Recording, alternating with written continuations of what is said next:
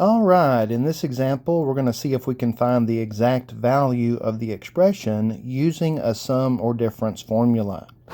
So here we have sine of negative 11 pi over 12, and our goal is to come up with two angles that are in the unit circle that either add or subtract to make negative 11 pi over 12.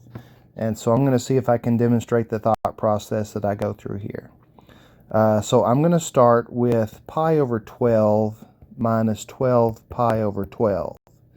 And the reason that I'm starting there is that is obviously negative 11 pi over 12. 1 minus 12 makes negative 11 pi over 12. Although also obviously 1 pi over 12 is not a unit circle angle. But starting at this location, it gives me somewhere to start.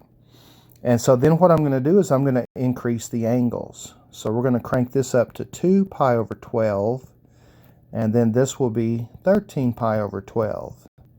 And again, notice 2 minus 13 does give negative 11. However, 13 pi over 12 again won't reduce. So we're going to crank it up a notch. 3 pi over 12 minus 14 pi over 12. And at this point, 3 minus 14 again is negative 11, and we can see that 3/12 reduces to pi over 4, and 14/12 reduces to 7 pi over 6. And both of those angles are unit circle angles. So I know now that those are the angles that I want to use.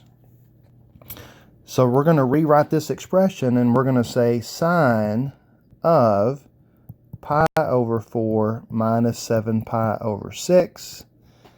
This is my alpha, this is my beta. And so at this point, I need to find a difference formula for sine that says sine alpha minus beta. And if we go look at our formulas, we're going to find that that is sine alpha cosine beta minus cosine alpha sine beta, and we can substitute. So we're going to have sine of pi over 4, cosine of 7 pi over 6, minus cosine of pi over 4, sine of 7 pi over 6. And then at this point, we can go to the unit circle and look up the y-coordinate and the x-coordinate for pi over 4, and look up the y-coordinate and the x-coordinate for 7 pi over 6. And so let's open our handy-dandy unit circle.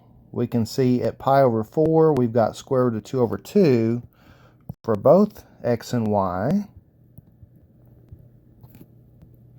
And so we can replace both sine of pi over 4 and cosine of pi over 4 with square root of 2 over 2.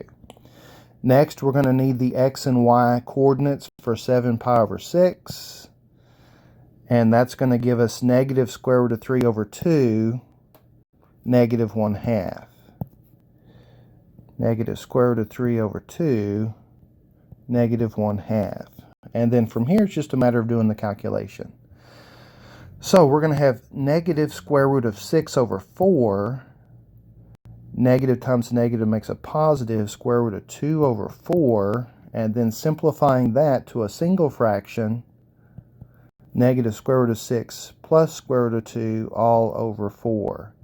And that is going to be the exact value. Now, if I stop there, I'm going to be cheating you out of some learning. So let's go and verify this with the calculator.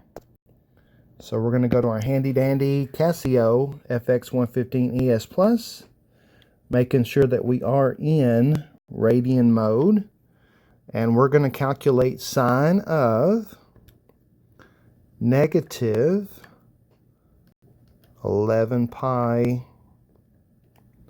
over 12. And if you watch the magic happen when we hit equals, bam, negative square root of 6 plus square root of 2 over 4. So that answer is verified with the calculator. So I hope this was helpful. If you have any questions or comments, feel free to leave them in the comments below. And thanks for watching.